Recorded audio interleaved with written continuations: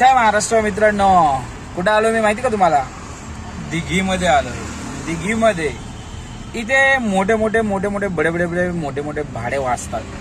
पण इथला प्रॉब्लेम हा आहे, इथले कोणतेच रिक्षावाले मीटरने जात नाही. आता 2 झाले, एक उबेर आणि एक ओलाचा सीन झाला आपल्यासोबत. आता किती वेळ इथं बसवणार आहेत ते मला माहित नाही. आणि सकाळ पहिला कस्टमरच इकडे दिघीला घेऊन आलं. ठीक आहे, I will try my level best. म्हणजे मी प्रयत्न करेल मीटरवरती घेऊन जाण्याचा. ठीक आहे, चलो देखते. भेटलं की तुम्हाला व्हिडिओ बनवून नक्कीच सांगणार.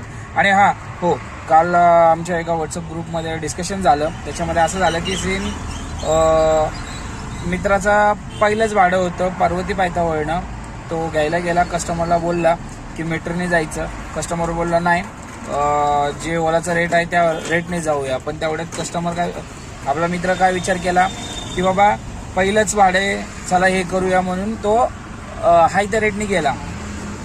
आणि त्या रेटने घेऊन जाताना कोरेगाव पार्कचं भाडं होतं. रेटने घेऊन जाताना तो कस्टमर त्याला दमदाटी करत होता, कारण तो पोलीसवाला होता. तुम्हाला घेतो, बघतो, तुला मारतो, भलतं बोलत होता. मग वकील असो, पोलीस असो, कुणी असो, मित्रांनो एकच सांगतो, सगळ्यांना मीटरने घेऊन जावा. मग तो पोलीस स्टेशनला जाऊ द्या, नाही तर कोर्टात जाऊ द्या, मीटर इम्पॉर्टंट आहे.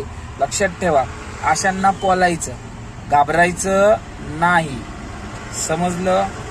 आणि सगळे एकमेकांना मदत करा, हेल्प करा आणि एकत्रित राहा. कारण की रिक्षावाल्यांचे आता व्हिडिओ बघतो मी, बऱ्याच जणांचे बरेच कांडचे व्हायरल व्हायला लागले. ते लक्ष द्या आणि फ्रॉड लोकांपासून दूर राहा.